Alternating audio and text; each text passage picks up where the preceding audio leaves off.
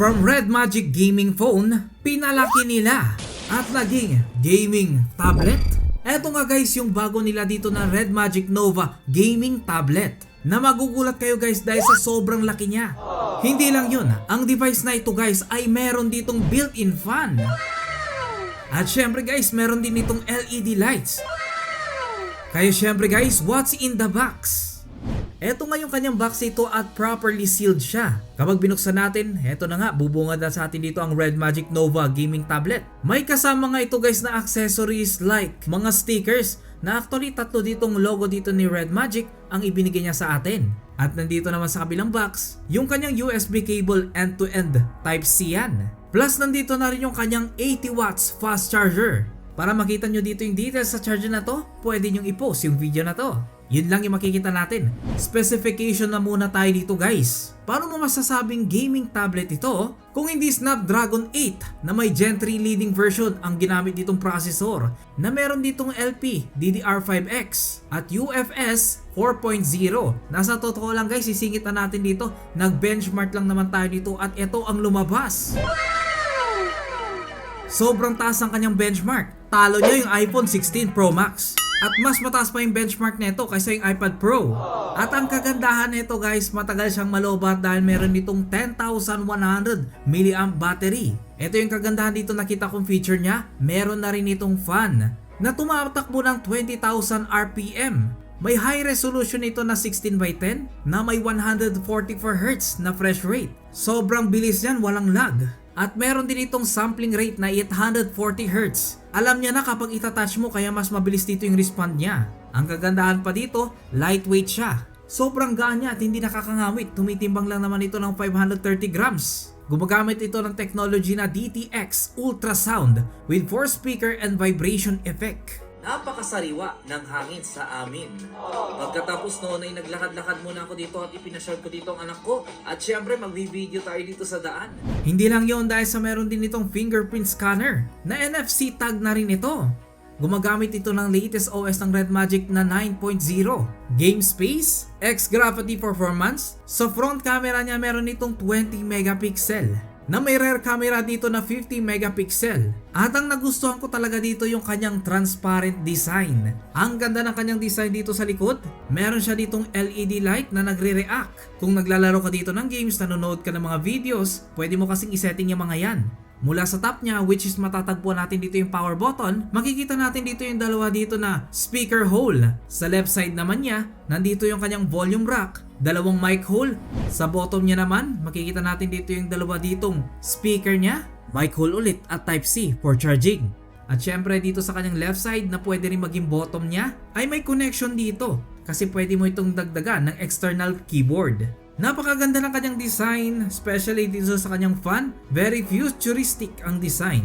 Mapapansin na rin natin dito yung Snapdragon 8 Gen na logo niya. Sobrang solid kahit yung Red Magic na logo niya dito. Hindi lang siya basta dinikit, talagang naka-emboss talaga siya. Eto nga pala napunta sa atin ang Midnight, which is meron itong 16GB of RAM at 512GB of internal storage. Na actually guys, pwede mo pa itong i-expand hanggang 28GB of RAM. Wow! Sa tablet, may tablet ka na sobrang tindi. Na halos talunin pa niya yung ibang mga gaming phone ha. Hindi mo na kailangan mag-worry dito sa mga mabibigat dito na mga laro. Dahil ang ganda dito ng pagkaka-engineer sa kanyang cooling fan. Sinubukan ko na rin dito yung fan niya kung okay nga ba dito yung noise. Ito yung noise ng fan kapag hindi masyadong loaded.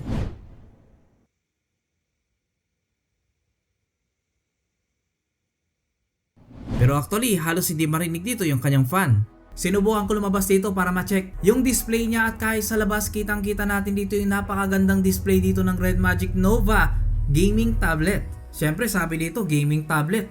Syempre Red Magic Nova Gaming Tablet ito. Kaya naman sinubukan naman natin siya dito sa gaming. Welcome to Wild Rift.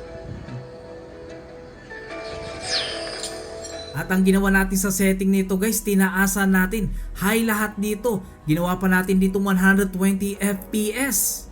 Lahat ng setting na to, minax ko talaga dito. At makikita nyo guys, grabe oh. Ang ganda dito ng display niya. Gumanda na lahat ng animation niya dito.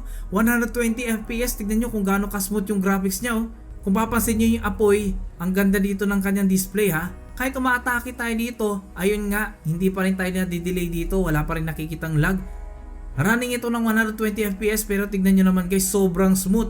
Tapos ang bilis nating i-click pa dito yung attack niya dito, walang ka-delay-delay. In terms of gaming, sumasabay talaga itong Red Magic Nova gaming tablet sa mga gaming phone natin. Syempre guys, sinubukan ko siya dito sa Genshin Impact.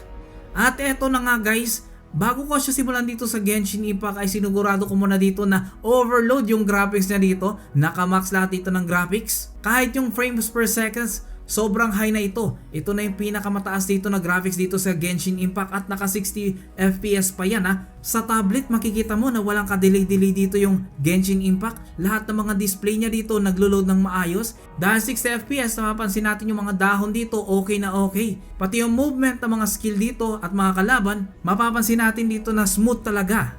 Overall guys, masasabi ko dito na playable talaga dito ang Genshin Impact. Alam nyo naman kung gaano kabigat itong Genshin Impact. Pero tignan nyo naman, walang kalaglag. Hindi rin ako nadidelay sa skill. Sumubok rin ako dito ng high graphics na games. At kahit na medyo maganda dito yung graphics nitong larong ito, ay playable pa rin naman siya. At na-amaze ako, wala ako nakita dito ng frame drops although napakaganda ng graphics ng larong ito. Supposed to be medyo iinit na siya pero wala akong naramdaman ng init. Ang galing talaga, mabuti na lang meron dito yung cooling fan niya. At hindi siya ganun kainit guys. Syempre guys, sinubukan na rin natin dito ang Mobile Legends at lahat dito ng mga setting, minax na rin natin dito, naka-ultra talaga.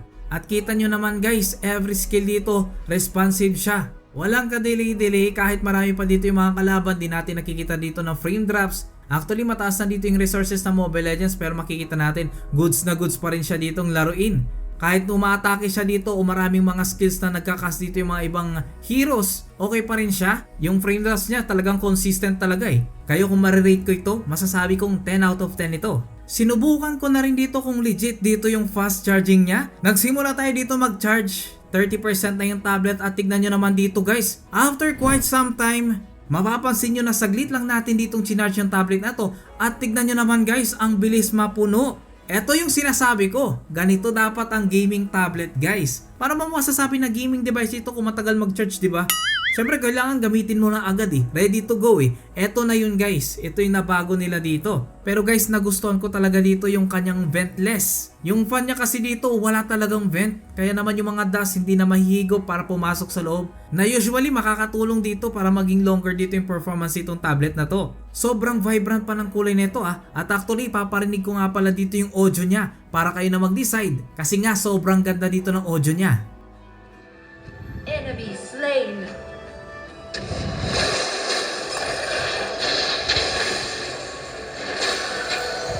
You have been slain. Siyempre, bago natin tapusin ito, ay ipapakita ko nga pala dito yung shot o yung kuha ng kanyang front camera. Ito nga pala yung makakuha dito ng kanyang front camera. At ito naman yung kanyang video test. Video check. Red Magic Nova tablet. Yo, what's up man? Medyo maingay electric pan natin para actually sinadya ko para makita natin kung okay yung audio niya kapag nagsasalita tayo na may background noise. Grabe, lupit ng camera nito. Sana ganito rin yung phone nila, no? Ayan, no? Ang liwanag pare. Tapos ang kinis pa ng balat natin. Nako, basa na tayo. Ganito siya, video test. Yan, umuulan kasi. Ayan, hindi tayo makapag-video sa loob kasi medyo madilim. Mas maganda kasi dito para natural light. Tignan na lang natin kung okay. Let me know in the comment section. At syempre, rear camera naman tayo. Ito naman yung makakuha dito ng kanyang rear camera. At syempre guys, video test naman tayo. Ayan, video test. Video test yung gagawin natin ngayon. Eto. Actually, medyo maulan. Ayan, no? Tulo-tulo pa. Umuulan talaga. Tingnan na lang natin yung magiging result. Let me know in the comment section kung kumusta yung video test na. So actually guys, yung torch niya pwede natin i-on. Ganito ka nag-video habang hawak mo yung torch. Mas madaling hawakan yung tablet kasi sa tip lang talaga mo hinahawakan. So let me know in the comment section kung anong sa tingin nyo. Okay ba yung camera niya pag medyo dim? na ginagamitan na natin ng flash talaga. What do you think of Red Magic Nova gaming tablet? Kindly comment lang down below guys, no? At syempre mag-iwan na rin tayo dito ng link dito sa description below sa mga gusto mag-order na rin ng ganitong tablet. Kung may balak ka rin din naman dito mag-tablet, eto na lang, Red Magic Nova gaming tablet. Nasa description natin dito guys yung link. Pwede kayo dito mag-order para matesting nyo na yung product na ito. Kaya syempre guys, bago na naman natin tapusin ang video na to, nagpapasalamat na naman tayo sa mga nanood ng video na to. Kindly share it guys.